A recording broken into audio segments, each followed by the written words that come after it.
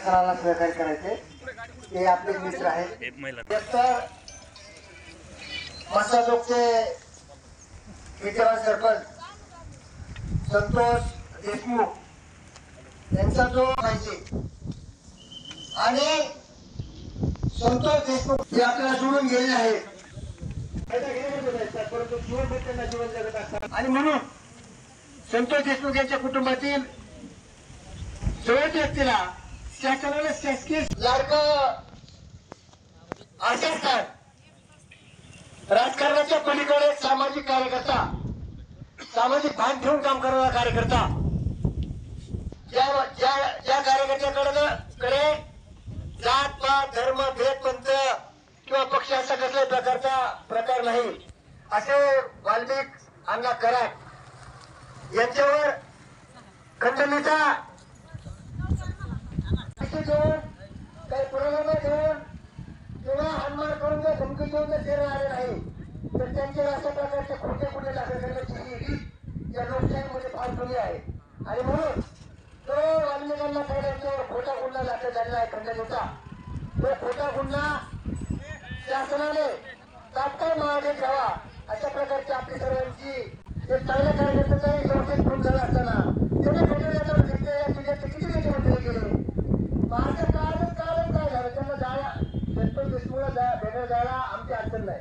आम्ही रोको केल्यानंतर रस्ता रोकोचं निवेदन दिल्यानंतर काल आदर्श परिसरातील सर्वांचं मनापासून आभार व्यक्त करतो आणि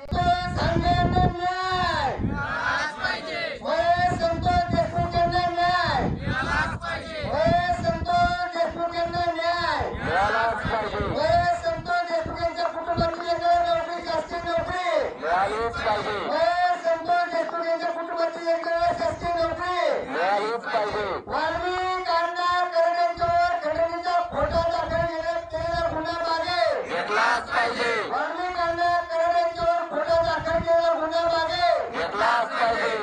यानंतर संतोष देशमुख यांच्या मारेकऱ्यांना या रास्ता रोकोसाठी पोलिसांनी आम्हाला सहकार्य करून पोलिसांनी जे आम्हाला रास्ता रोकोसाठी इथं परवानगी दिलेली आहे मी त्यांचा सर्वप्रथम आभार व्यक्त करतो। आणि दुसरी गोष्ट की आंदोलन पुन्हा प्रवृत्तीची बाजू घेण्यासाठी नाही तर या आंदोलनावर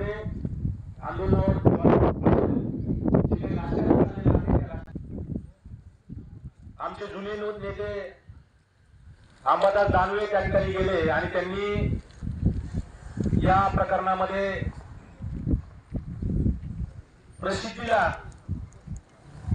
फक्त चमकोगिरी करण्यासाठी त्यांनी काही मागणी केल्या की वाल्मिक अण्णा कराड आणि यांच्या सहकार्यावर गुन्हा दाखल झाला पाहिजे वगैरे वगैरे।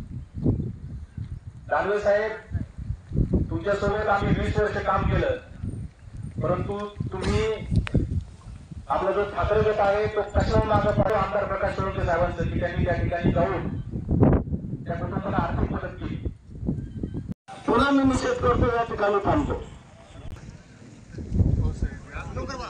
आज या ठिकाणी आपण त्याच्यावर जो खोटा गुन्हा दाखल करण्यात आलेला आहे तो गुन्हाही प्रशासनाने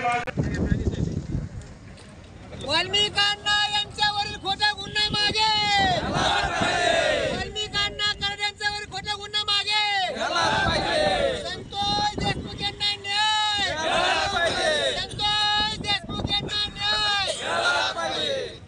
जो काय हल्ला करणारे आरोपी आहेत त्यांचं बदलापूर सारखं एन्काउंटर झालं पाहिजे।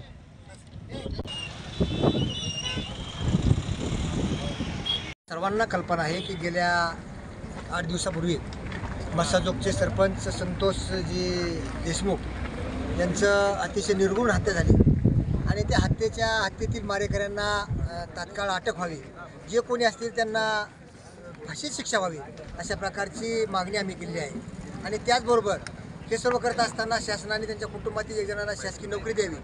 तसंच सर्वात महत्त्वाचा विषय असा आहे की या जिल्ह्याचं भूषण एक सामाजिक कार्यकर्ता जो रात्रंदिवस लोकांच्या सेवेकरताच तडफडत असतो, लोकांच्या मदतीकरता तडफडत असतो। कोणत्या क्षेत्रात असेल ते दवाखाना असेल, पोलीस स्टेशन असेल किंवा ड्रायव्हरचं काम असेल किंवा एखादा शेतकरी असेल, त्या सर्वांच्या दुःखात सहभागी होणारा हा माणूस आदरणीय वाल्मिक कराड यांच्यावर जो खंडणीचा गुन्हा खोटा गुन्हा दाखल केला आहे तो खोटा गुन्हा प्रशासनाने मागे घेतला पाहिजे.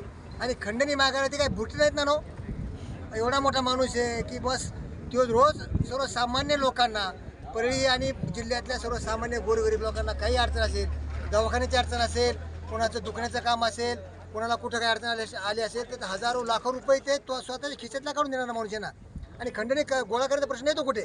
आणि म्हणून असं हे जो अशी एक समाजामध्ये पद्धत आहे की जो योद्धा असतो, जो समाजामध्ये काम करतो आणि त्याला बदनाम कसं करायचं याच्याकरता हा डाव आहे.